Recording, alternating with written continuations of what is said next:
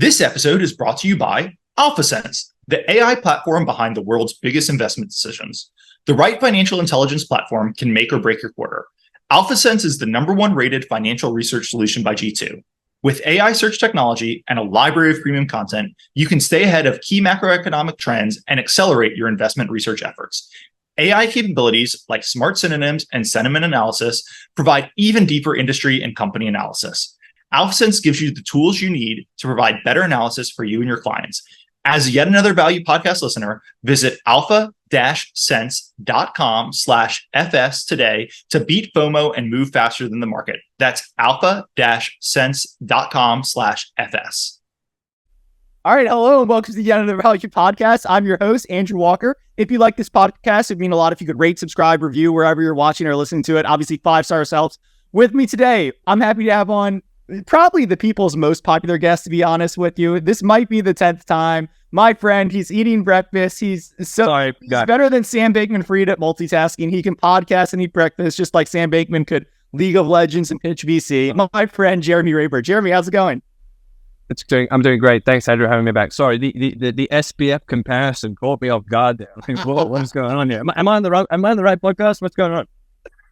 No, just the dual sourcing and But anyway, today, Jeremy and I are going to talk about a few situations. One for sure, I think one or two more behind it. But before we get there, just a reminder to let everyone know nothing on this podcast is investing advice. That's always true, but probably particularly true today. Jeremy and I are going to talk through, again, multiple situations. The first is a very, very small, very illiquid microcap. The second is a legal situation, and neither Jeremy nor I are lawyers. Jeremy's not even a U.S. citizen, so he's going to be talking about U.S. court, and he's not even a U.S. citizen. But Jeremy, excited to have you. Look, the first topic we want to talk about, the reason for you to come in on the podcast is you published, I think it was 2 weeks ago now, but you published a letter to Bragg Gaming. I went and looked, podcast number 24, almost 3 years ago now, I think was you and I talking about Bragg Gaming in a very different set of circumstances, but you published a letter to the Bragg Gaming. If I had to sum it up, it said, hey, sell yourselves, but I'll flip it over to you. What's going on with Bragg and what did the letter say? Cool. So yes, you summed it up very nicely. I wrote a letter to the board, to the CEO specifically, but also the rest of the board. The reason I mentioned that, the CEO is the principal shareholder and owns 21% of the company, a gentleman by the name of Mateusz Mazij. Look, I think before I get into the letter, I'll just give a little bit of background. So those who hadn't heard the first podcast, so meaning the one from 3 years ago when Bragg was a different situation. So Bragg is it's an amalgam of different companies, but at its heart, it's a B2B provider of gambling software and content to the iGaming industry. Now, back in 2020, when we first discussed it in the go-go days of post-COVID and, online iGaming exploding, work from home, people staying at home, the thesis around the stock was very different, okay? It was basically an undiscovered stock listed on a inferior exchange that was likely to go through an uplisting, and it had just restructured the earnout attached, or I guess the ownership transaction by which they acquired their main asset, which is a company called Oryx Gaming, which is kind of the core of the business. And that's where the CEO was from, if that exactly. And so the CEO was kind of an acqui-hire in the sense that he merged his former venture, Oryx Gaming, into Bragg to get a US listing, a Canadian listing. And that earnout had a clock on it, or that earnout had a cash clock on it. They restructured that cash payout into a share transaction. So essentially, instead of taking a bunch of cash for his company, he ended up taking a bunch of stock.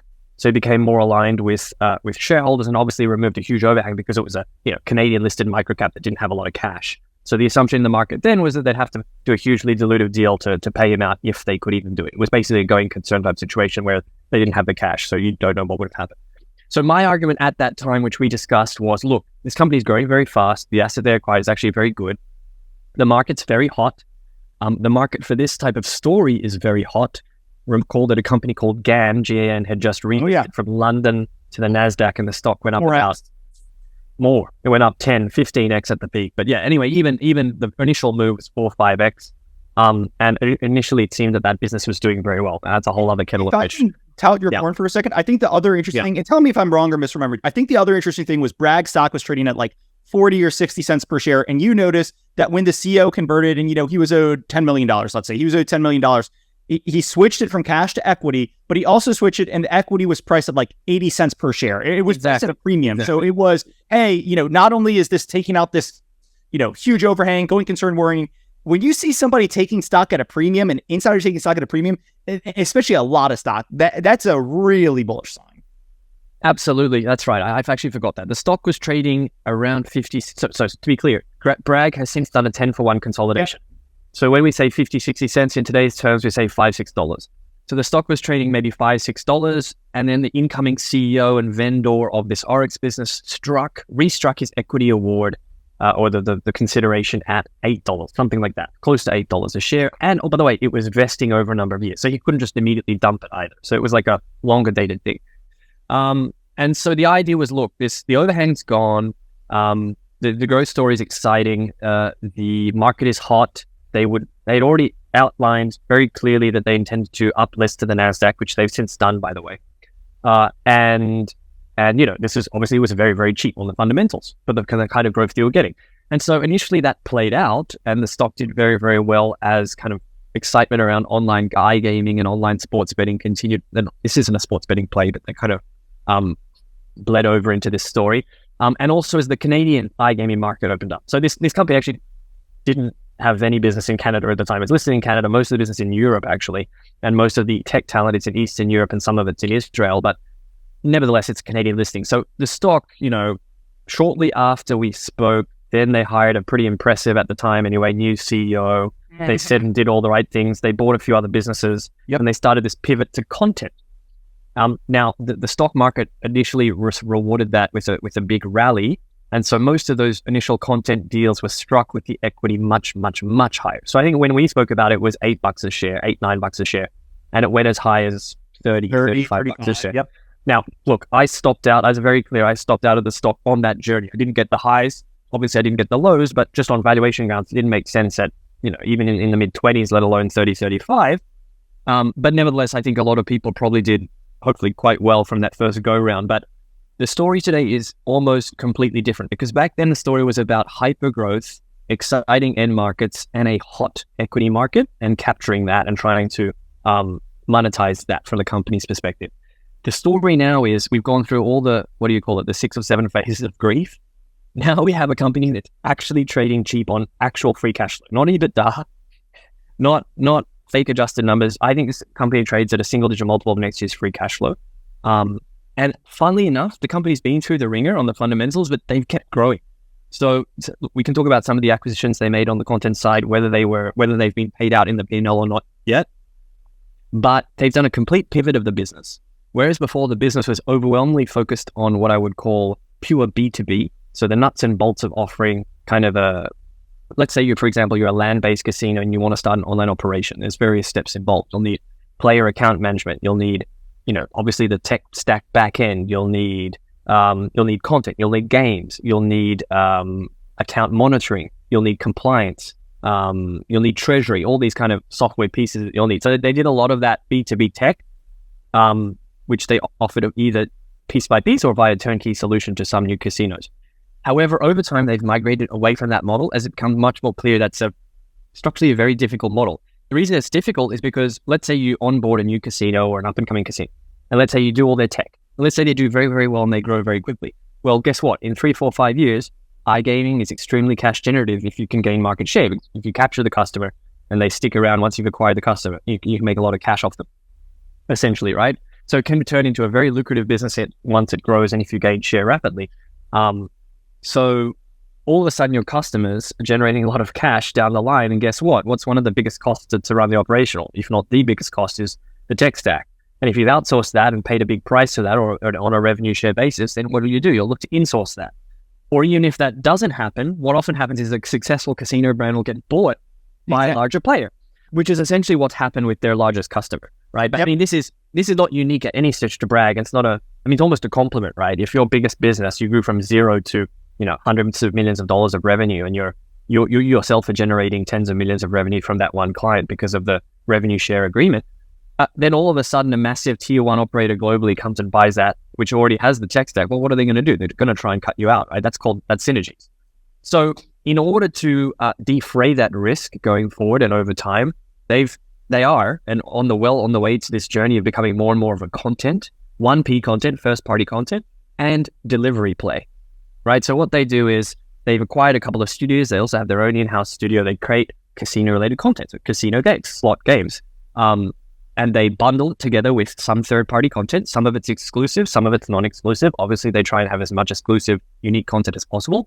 They create packages, and then they either sell their content directly or they, call it an aggregator function. They aggregate it and they basically pipe it into all kinds of online casinos as kind of a content offering. So obviously, the model is quite different. The gross margins go way up for that operation because incremental content margins are very, very high, if not, near 100%.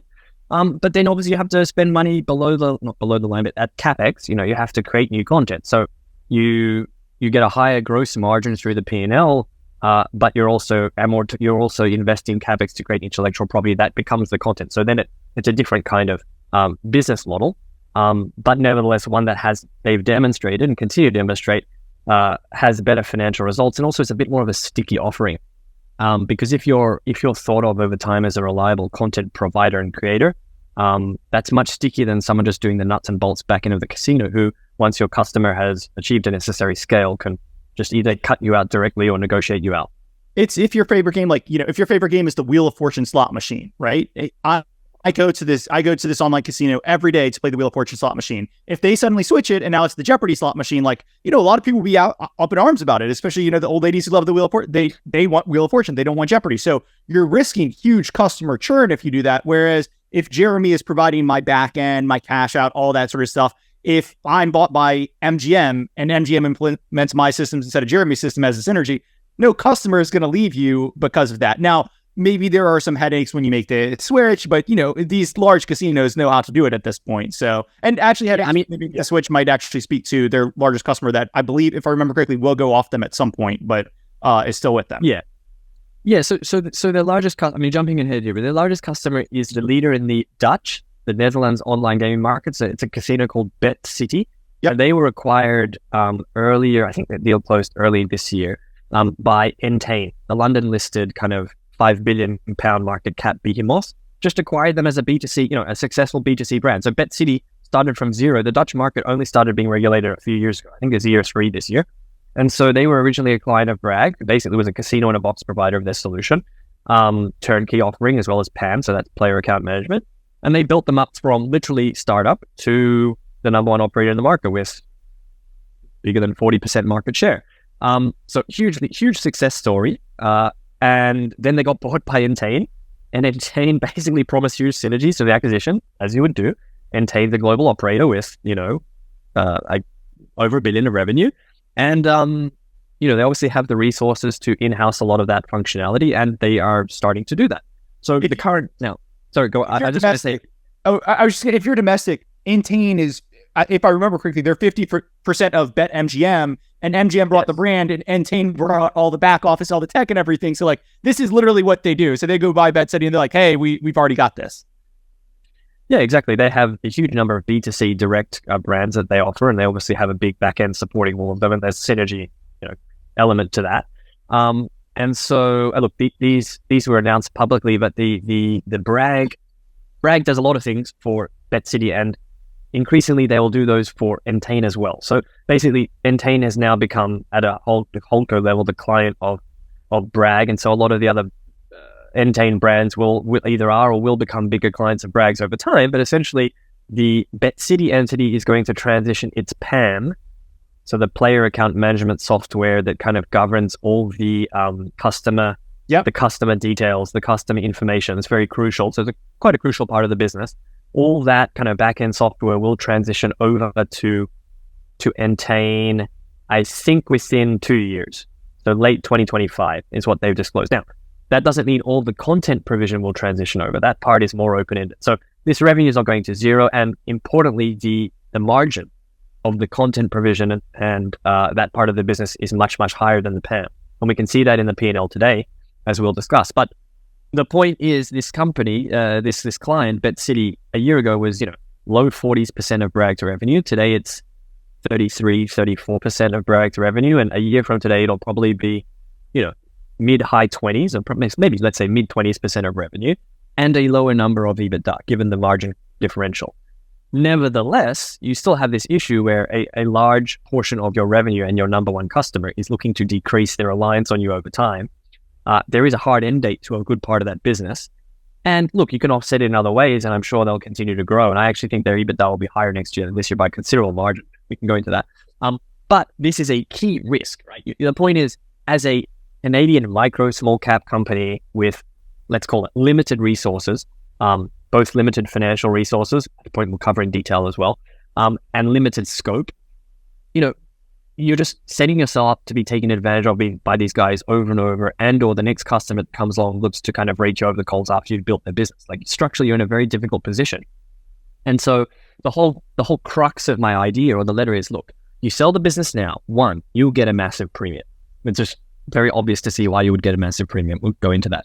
Two, there's a strong industrial logic. I mean, it's not just about making money. Of course, I'm in it to make money, but it makes sense to sell the business for these kinds of structural reasons, right? You're sitting in the middle between your customers who, the more successful you make them, the more ability you give them to get off you, and the potential acquirers of those assets who will inevitably look to cut you out. So it's kind of, you're damned if you do, you're damned if you don't. The only way to really get around that is to get bigger, right? Whether that be via sale or, look, if they had a much more effective cost of equity currency, I wouldn't necessarily be arguing that they should be a seller. But the fact remains is when your equity trades at like a 20% free cash flow yield on next year's numbers, and recently they were forced to raise money at really, really distressed levels in a horrendously dilutive structure. If you're forced to do deals like that, there's no point being a buyer because you can't make an accretion argument on any transaction. So there's a strong industrial logic to doing this, and there's an overwhelming financial logic to doing this.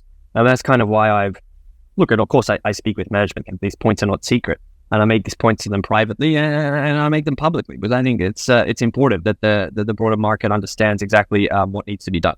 And now a quick break to remind you that this episode is brought to you exclusively by AlphaSense, the AI platform behind the world's biggest investment decisions. AlphaSense gives you the tools you need to provide better analysis for you and your clients.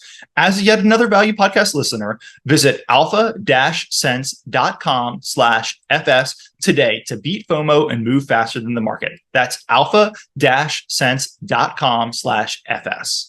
Letter obviously says sell everything. Let me ask the most obvious question to this point. Who's the buyer here, right? Because it's Bragg it's in an interesting situation where they've got, a lot of the revenues coming from what I'll call the legacy business, providing the BetCity back office player account management stuff. But as you said, a lot of that revenue is at risk over time. The BetCity's going away. I'm sure every other person who takes their player account management, if they're really successful, is probably going away. Then they've got the content side. So, who is the right buyer for this? I don't think Entain's actually about to go out there and buy them. Maybe. Sure. I mean, it'd be a bolt-on and it would be it would kind of accelerate the move, I'd guess. But, who's the right buyer for this business has been something that's always kind of struck me as weird. It's a good question. So, as you said, there's various pieces of the business. There's kind of the legacy or core B2B piece, which I would argue is less valuable or less a core part of the offering. There's the pure B2C content provision, which I think is kind of the main focus of the business where most of the value is. So first things first, if you pull up TGS, little plug for TGS, there was a transcript a few months ago, maybe 6 months ago, where the ex-CEO of this company was asked this direct question. Okay, the ex-CEO being a gentleman, I believe this interview was with the ex-CEO. It's really the only interview, the only ex-employee that made sense for giving this kind of interview. I don't know for a fact that it was him, but I believe it was him. A gentleman called Richard Carter, who's now running a competitive business called Gig Media, which is listed in Sweden or Norway, one of the two, maybe Norway. Anyway, he was asked directly, okay, he was making the point in this TGS interview, this business needs to be sold for kind of all the reasons I said. And he said, look, Playtech is an obvious buyer, okay? So Playtech is a kind of diversified B2B provider of iGaming solutions and software that had historically a couple of front-end operations as well, has a lottery business as well. But essentially, he thought they could be plugged in directly into Playtech. Playtech would use the content, aggregate it with their own content, push it through their pipes, their distribution network, 10 times the size of Bragg's, and extract huge synergies. Obviously, there's a massive cost synergy argument in acquiring a business like this, where you have your own tech stack, your own engineers, your own listed company costs, your own executive cadre, which we'll get to in a second, which is actually quite costly for a small company. So huge. You mentioned that in your letter. there's a huge synergy argument across the board. But even if we're talking 1.5% of revenues as a synergy number, and then taking out the corporate overhead, I mean, this is a business that is reporting 17 million euro of EBITDA this year, and I think north of 21 million of EBITDA next year. I mean, I could bump those numbers up pretty easily, 4 or 5 million euro, just like that. You could get 30% through synergies alone without even talking top line or whatever. But yeah, so Playtech is an obvious one, but there are other more kind of slightly off the wall type potentials as well. So let me give you a couple. So because a lot of the focus of the business now is developing this content, this unique content offering, and that has largely been built not only in-house, but through a couple of acquisitions called Wild Street Gaming and Spin Gaming. There is which themselves are building online content based off of land-based slot games, okay? So there is a need for a lot of other US, particularly in the North American market, as iGaming, which is still in its infancy comparatively compared to overseas markets. So that's another point we have to understand. Acquiring what is essentially a backdoor, a 1P content play like Bragg to some kind of land-based casino looking to bulk up their iGaming operation is a tiny ticket for someone like a Boyd Gaming, or, I mean, Bally's is extremely leveraged. So I don't necessarily think they're the right acquirer, but I think a Boyd would make a lot of sense. They bought a company called Parlor Interactive, which is essentially just buying content for their online game operating. You could see another even online player that wants to bulk up their native content, like an Evolution Gaming, which has recently bought Betsson, the Swedish listed B2C, look to buy unique content as a way to differentiate themselves versus vis-a-vis other online guys. So you could have a whole suite of land-based transitioning to online guys who want to buy content and distribution. You have a lot of guys who are already online who want to bulk up or make their own offering more unique or differentiated, could buy it as well. Or you could plug it into a mixed model player like a B2B, i.e. a Playtech, that has just a huge consolidation or synergy argument. Either way, the core of the argument is you cannot find a comparable transaction done in the last 2 years at less than a 10 times multiple. You cannot find one. I've got some other questions, but let me ask you, this might be skipping too far ahead, but there is a company that I believe you and I may have actually also podcasts on, GAN Gaming, that, they followed something very similar where they are, we did, I think, I can't remember, but they... Is this GAN? The GAN, the one that relisted in NASDAQ? Yeah. They were London listed, they relisted in England. Everybody told me this is the easiest relisting. They're going to get a huge multiple. I was like, I don't believe in relisting multiples. Stock went up 10x, and then stock went down like 95%. They were very distressed, and people can go look. My question was, so Sega Sammy makes a huge premium. The CEO resigns. Sega Sammy makes an offer at a huge premium. GAN is pretty much distressed at that point. But my question is, was Sega Sammy a logical buyer of this? It seemed a little out of left field. Could there just be out of left field buyers, kind of like Sega Sammy if and when Bragg goes up? Absolutely. If you don't shake the tree and see who's out there, you'll never know. Sega Sammy is a $5 billion Japanese content player that had invested a bunch of money trying to build a casino in Japan. They have a JV with a casino in Korea, but essentially they have no online iGaming business at all globally, okay? So, I don't know, 12 months ago, they put a new slide in their deck saying, hey, we'll investigate iGaming as a new potential growth area. And then 12 months later, look, boom, they throw a crazy price on GAN, which, as you said, was highly distressed. I mean, were it not for this acquisition, probably would have been restructured. I mean, I think there's still some risk the deal doesn't close and the stock's trading at a wild premium because essentially the market realizes if or when this deal, because there's a long timeline to close this deal because there's a required licensing transfers, and Sega Sammy is a new entrant, right? So they have to be fully vetted by the Nevada Gaming Commission, for example. And that's going to take a year. And in that year, GAN will probably burn the rest of their cash. And they have some debt, which is out to Sega Sammy. So it was kind of like a loan to own, and they came through with an above market bid. When that bid's 100 million EV, the EV of GAN of Bragg, this, by the way, growing, cash flow generating, zero net debt essentially. They have some debt, but no net debt. Entity today is 50% more than that. But in a sales scenario, just on an apples to apples basis, like Bragg should be worth 2-3x what GAN is worth.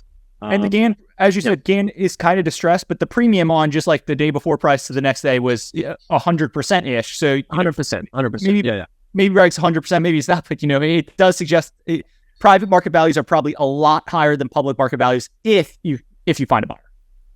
Look, I don't think there's any debate. Private market values are much, much higher. There hasn't been a transaction. I mean, I put it in my letter, but the average multiple is mid-teens. I think or maybe higher, and the median multiple is also teens, right? So And there are like 7 or 8 transactions. Excuse me. One second. You see, let me ask you. So there were 2 negatives that I had, and you and I started talking about this over the summer, but the first negative that just, it stuck in my mind, it was in the past, and I probably shouldn't have, because obviously the stock's done great, but let's talk about the converts that they issued in 2022, because I think people look at these and they hear cash flow growing business, they hear growing, all this sort of stuff, and then you see these converts and you're like, what the hell? So do you want to talk about the converts they issued? I think it was September 2022. It was.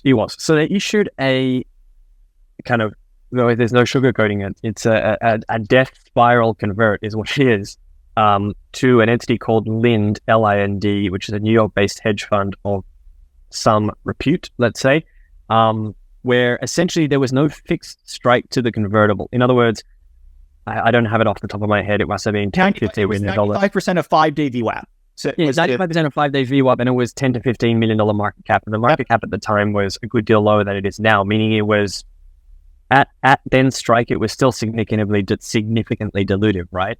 But the point is, doesn't matter how low the stock is. Every month, this company, Lind, meaning the buyer of the convert, would have the right to convert a minimum of $500,000 worth of stock at a 5% discount to whatever the price was. It wasn't as bad as the Bed Bath & Beyond stuff, but if people remember the Bed Bath & Beyond, the distress financing they did, taking advantage of their meme stock, like this is similar, where you just say, hey, you're not in it because you're betting on the company going higher. You're really doing a really sophisticated form, and this had other components too, but a sophisticated form of financial arbitrage where you're just getting the stock at a discount and you get out of it and you create a lot of profit. Yeah, exactly. So great for the buyer, I suppose, but in terms of what does it say about the company, obviously it's not great. It's kind of scary, right? So I talked to the management in some detail about this, and I mean, even today, I'm not entirely happy with the reasoning that they gave for the transaction, to be completely frank with you. But essentially what they thought, or the conditions of the market at the time, remember what the market was like in the summer of 2022, okay? So the market bottomed, I believe, very early October 2022, the broader market. Yep. Tech valuations were on their knees, okay? You could pull up a chart of things, I don't know, DocuSign, Peloton, DraftKings. Facebook was 95. Facebook was 95. It's over Facebook today. Yep. Yeah, exactly. So anything that was tech, anything that was long duration, anything that was kind of high growth, high revenue growth, low or no profits, you couldn't give it away.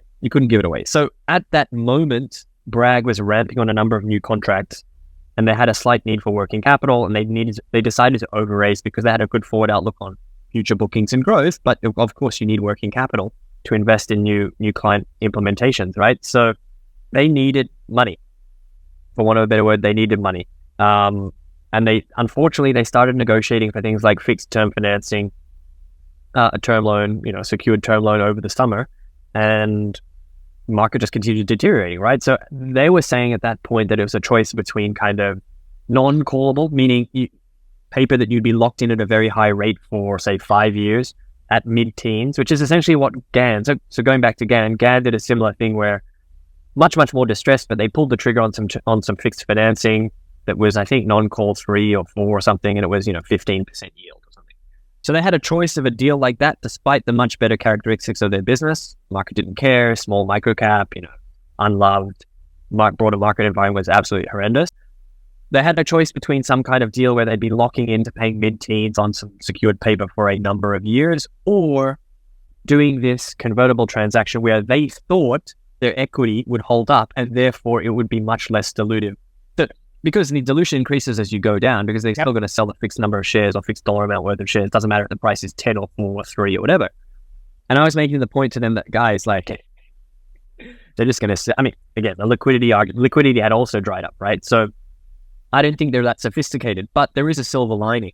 The silver lining is, one, during discussions with people like me and others, we made it clear after a few months that, and obviously the business was performing, right? So they got through the working capital short-term needs and started generating significant cash.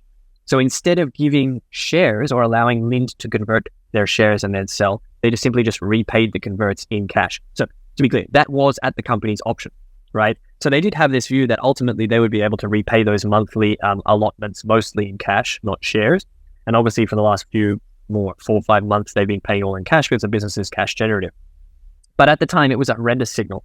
What does it say about your cost of capital, where your equity is trading flat on a 5-year view or 4-year view, or even down on a 4-year view, the business has gone up 4x in revenue terms and 5x, no more, 3 to 4x in revenue terms and 5x in EBITDA terms, and you're effectively forced to sell equity down. At that point, Lynn was selling equity at $4, $5, so 40, 50 cents, right?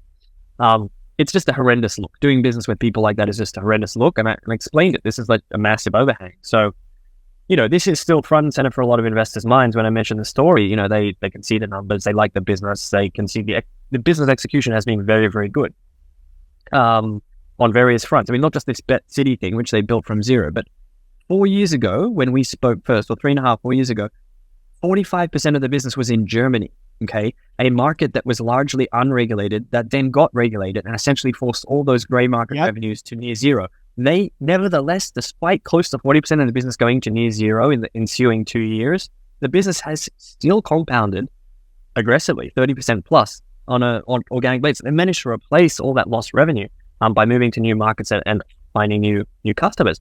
So they've done an excellent job in terms of the business execution, and an absolutely abysmal job in terms of capital management, telling the story and understanding capital allocation, cost of capital, understanding that part of the equation, which, as you know, is all we really think about. Is a lot of we spend most of our waking hours thinking about how to maximize things. That and antitrust these days. That and antitrust. Let me ask CEO. CEO, he was acqui-hired. If I remember correctly, he stepped in the past year, right? He was the chief of strategy or chief of tech or whatever, and then he stepped into the role. So I guess like, how much of the prior missteps were kind of on him? And in your conversations, he's very motivated because I think he owns 21% of the company, if I remember correctly. He's largest shareholder. Look, you're the largest shareholder. You want the stocks going up, but sometimes large shareholders also don't want to get rid of their baby. They want to be the CEO. They want it to be public. In your how much of the prior missteps would you kind of put at his feet versus maybe prior management or someone else's feet? And what's your read of what his view of the situation is? Right. Okay. So I should probably be slightly more careful in my comments here. Look, I think let's look at the historical record. Okay. He sold his prior company originally for a large amount of cash. Okay. So the original deal for him to sell Oryx to Bragg was almost entirely denominated in cash. It then got restruck in equity at what he thought and what we thought were attractive terms. Okay? It was essentially 8 times the EBITDA of a very rapidly growing business with a long runway. Okay, so he thought he was getting very, very cheap equity that would be worth a lot more, right? With good execution. At that point, he stayed CEO of Oryx, so in other words, the European heart of the business, but he was not head of Bragg. He was not on the board initially, and he was not in charge of broader company strategy. So they brought in a professional CEO, a guy called Richard Carter, who had run SB Tech and sold that business to DraftKings. And he was the one who drove this. To be fair, he was the one that drove this content-driven pivot and entering into the North American gaming market, principally via 2 acquisitions that I mentioned earlier, Spin Gaming and Wild Streak Gaming, which at the time were very expensive, but were struck overwhelmingly in stock as well. So we're struck with expensive stock, but were too expensive. Okay. And has since been largely written down. So the point is, he's, Matt for short, is kind of plugging away, growing the European nuts and bolts of the business, not on the main board of the Canadian holding company, which is doing these other deals in North America, which is still a very small part of the business and almost zero parts of the business 2-3 years ago. Now, after 2-3 years of shareholder dissatisfaction, by the way, Mr. Carter left some period of time ago, 18 months ago, whatever, because he overpaid for these deals and it didn't work out. They brought in another guy, a gentleman called Yaniv Sherman, an Israeli, guy with a good pedigree in gaming, ex-888, listed London gaming, long pedigree in iGaming, but based in Israel, didn't own any stock, getting a lot of comp. Did a fine job, as far as I can see, on the execution, but apparently not so popular with elements of the shareholder base, which obviously at this point has been seeing the equity just go straight down for 2 years, right? So this all kind of came to a head last AGM, which would have been, less than 6 months ago, you can pull it up, where there was an unexpected, very large protest vote against the CEO. Essentially, he won re-election, but over 25% of the company voted against him. And this is an open register, right? So Matt owns 21% and then no one else owns 2% or whatever, right? So if that meant there are a bunch of Canadian dudes. Now, in Canada, you don't need to disclose your holdings unless you reach 10%. That's the rule. So it's it's not highly possible. It's a fact that a bunch of hedge funds own, Canadian funds own a bunch of stock in the 3 to 7% range and just have never disclosed it, but nevertheless very significant shareholders. Now, those guys obviously banded together to cast this massive protest vote against Mr. Sherman, who, as I said, had done a fine job on the execution of the business, but had shown zero interest in creating shareholder value, okay? And was getting paid a lot of money, frankly, and was not based in Canada, was spending most of his time in Israel and managing the business remotely, which, and again, is primarily a European business, but with a growing presence in North America. And he's, not on the ground, so to speak. So there's a bit of, dissatisfaction there after, stock price has gone down 90% or whatever it was at that time in 2 years. So he basically was voted with massive no confidence, He had to go. So then Mats came back. And during that time, Mats had been, I believe, chairman, but had no executive functionality. So he was a non-executive chairman. So he stepped into the seat very recently, kind of at the behest of these shareholders. And obviously we're all in favor of that because he's a big shareholder. He's aligned. He knows the business better than anyone. He's the original engine of the whole kind of value creation of this business. But with very much a mandate to maximize value for shareholders. So I cannot sit here and tell you he's going to sell the business tomorrow.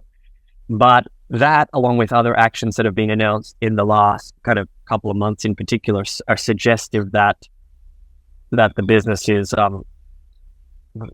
maybe on the road to being put up. And I think it makes a lot of sense. I mean, for all the reasons we suggested, but particularly at this juncture when there've been a number of other transactions at extremely attractive multiples to the sellers for, maybe not perfectly comparable assets, but, forget the GAN transaction, which was highly distressed and had a complete beachhead new buyer with no original position, so no opportunities for synergies. Like an Australian, largely slot manufacturer, Aristocrat, went and bought NeoGames, NGMS, a Nasdaq listed company, which, look, a bunch of the business is iLottery, which is something that Bragg doesn't do. Call it 40% of the business is iLottery, but the rest of it is basically B2B, B2C iGaming content and software. And it's essentially almost apples to apples, okay? And they paid 15 times EBITDA for this thing. So even if you accord a very high multiple for the lottery portion, fairly or unfairly, the residual multiple of the rest of the business is still, today Bragg trades at 5 times EBITDA currently, and on my numbers, like 4.5 times next year. So it's like, it's just, you're getting no credit, right? So, and then 5 or 6 other transactions like that as well. No, to me, it's like, look, you've got a business. It's never going to get a multiple again at this rates, right? Like, it's just the whole sector of these GAN, Bragg, they're too small. You can't justify the D&O cost. You can't justify the overhead. Like, they need to merge. There's the industrial logic to it. It makes total sense. We've seen the multiples. Like, it just makes tons of sense to me. I think it's a great idea. You've got the letter on your website. I guess I do want to talk about 1 or 2 other situations real quick, but any last thoughts on Bragg here? I think they covered it. I mean, the letter was kind of short and sweet. I mean, it's unusual for me. It's not that aggressive. It's one of the tough things about having you on sometimes. It's like, hey, Jeremy's got great ideas, but if the idea is, hey, industry multiples in a sale are 12 and you trade at 4, sell yourself. It's like, how are we going to talk for an hour, man? Like, Jeremy, I know, right? We've managed 40 minutes already. Look at that. So let's turn to one other situation, but I'll just remind everyone before we get there. Yep. Bragg is very small and quite illiquid. So just please remember, extra degree of risk with that. Consult a financial advisor. This isn't investing advice. Go see the disclaimer at the front of the podcast if you need to hear more of that. Anyway, the one other situation we want to talk about was you and I are both throwing our antitrust hats on with Spirit, JetBlue. The trial is largely over. The last thing is you and I are talking, what is today, December 3rd? You and I are talking December 3rd. We'll have closing arguments December 5th, but we've got all of the trial done. It's funny. I've got, let's say, 90% of the inbounds when I talk about Spirit are like, I want to hear more on Spirit. And then 10% are, man, we've talked about Spirit a lot. I think we're okay on Spirit. But you're in Spirit. You're a voice who I subscribe to your offering everything. So I've heard you talk about it there, but people on this podcast probably haven't heard you talk about Spirit. So how are you thinking about Spirit with the whole trial wrapped up and everything? Look, it's funny. I'll give you an analogy is how I think about it. So, well, maybe I'll save the analogy for slightly further on. I've heard a lot of your discussion with Chris DeMuth, and obviously Lionel Hutz, which was excellent, and maybe more of a legal kind of professional legal perspective on it. But you just keep it very simple. Like, the government's argument is just a weak argument. Like, it's just not only is it a weak argument, it's being weakly argued. like just pure blocking of tackling of how you make an argument. So we all know that the government has a very, very narrow position.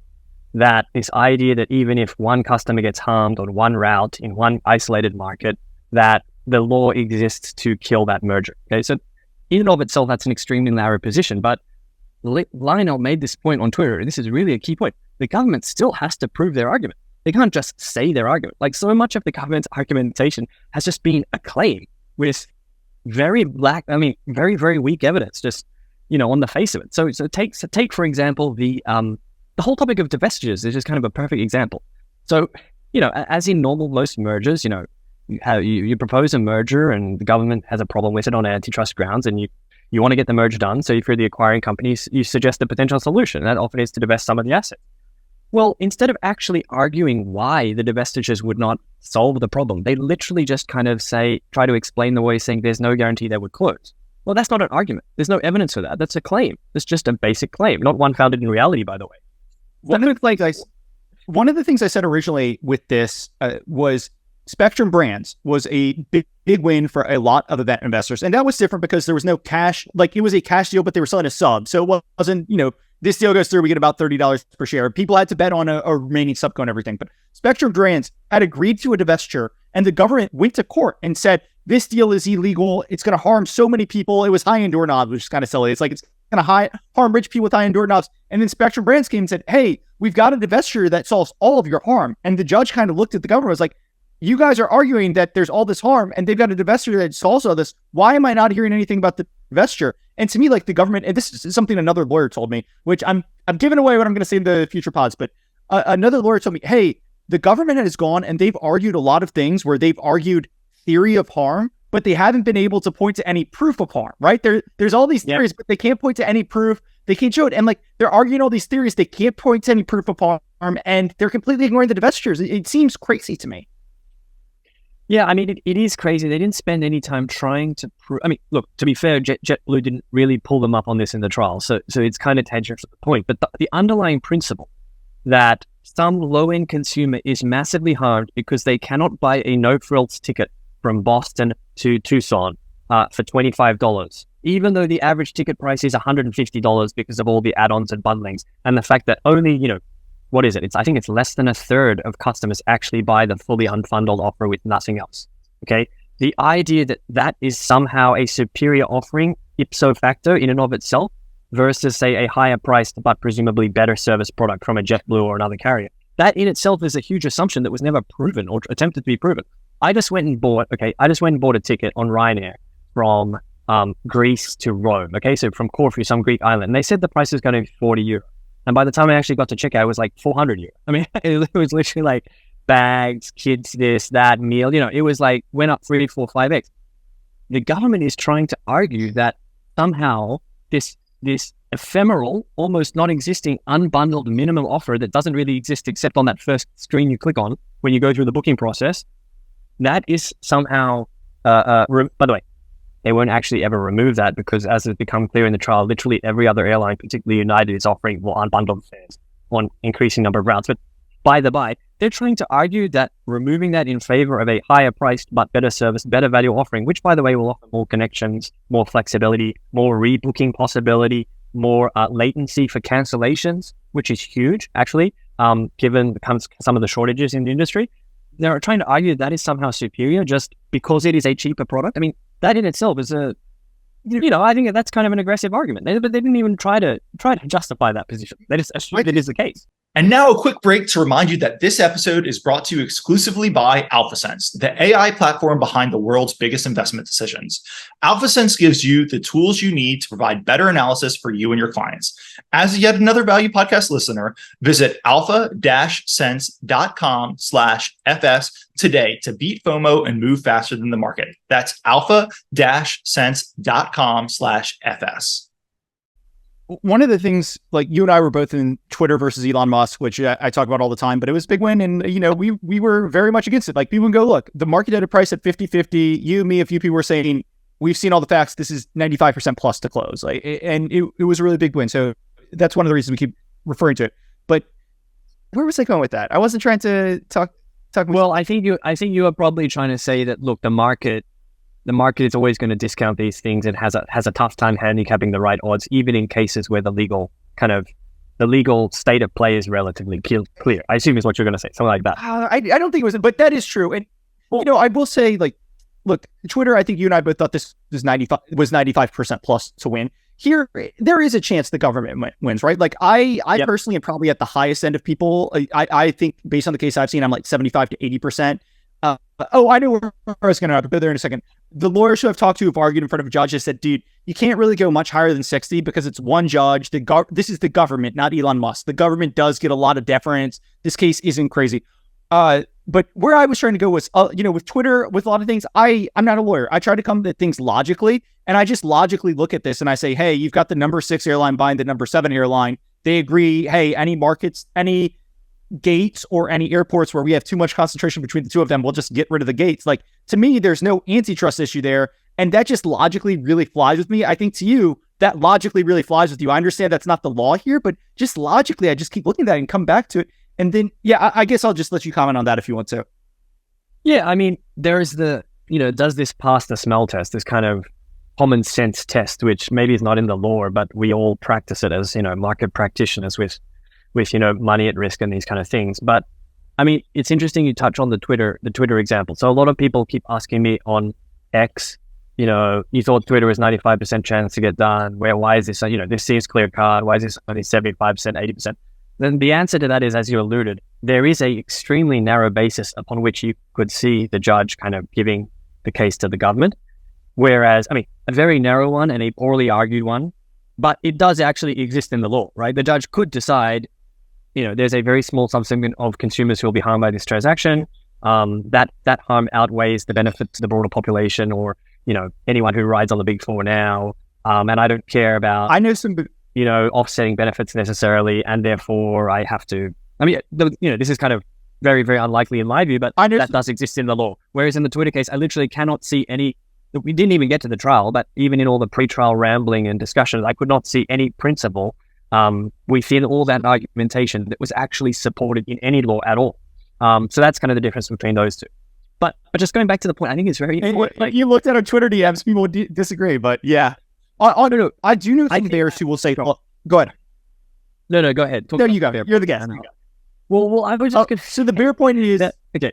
Go ahead. Hey, I'm giving it to you. You go. All right. So the hilarious thing to me is that the government called these two expert witnesses, right? And so the whole of the case is presaged upon this notion that Spirit, as one of the largest ULCCs, is some kind of uniquely disruptive force, okay?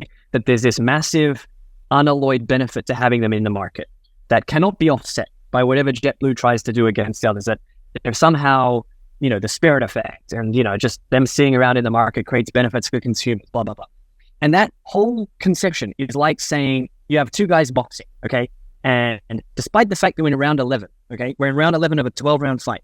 And one of the guys is bleeding from his his right eye. And he's like sucking gas. He can barely stand up. He's taking punches left, right, and center. And then the commentator's like, this guy looks fresh. This guy's ready to go. This guy's going to take it to the... It's like completely divorced from the situation on the ground. Like the very first interjection the judge in this case made, the very first one was, do you think Spirit's business model is sustainable? This was the first question he asked. Okay, so even from day one, it's clear he's reading the news. He's seeing that the bonds trade at 70 cents on the dollar. They trade at 30% yield. The equity trades in the toilet. Like, there's lots of discussion online saying this could be going concern. We're not for this deal.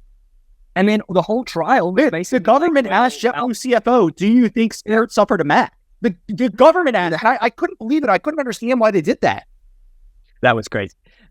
But even a lot of the discussion from their Spirit executives was, look, the business models have changed very rapidly in a very short period of time.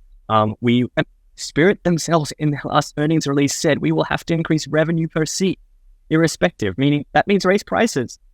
So I mean, this is all part of the public discourse, both in the courtroom, particularly in the courtroom and outside the courtroom. And so the idea that the government then puts their experts on the stand, okay, their expert witness who do the economic analysis of the potential harm, which has huge problems with it. But the most basic problem was we're going to look at 2017 to 2019 as our period of analysis and just decide based on that.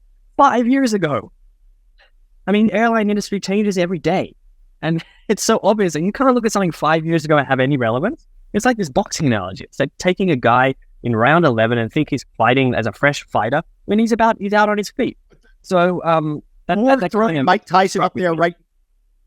Or throwing Mike Tyson up there today and be like, the champ is in the ring. He's going to murder someone. And be like, yeah, if this was 1991, he'd be killing people. But this is 2022. He'd kill me and you, but a trained boxer today.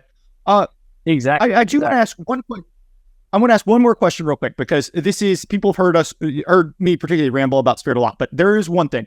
We are talking December 3rd, Sunday, December 3rd, not 5 hours ago. Hawaiian Airlines and Alaskan Airlines announced a merger where Alaskan is buying Hawaiian for, what was it, like $18 per share, which is a huge premium.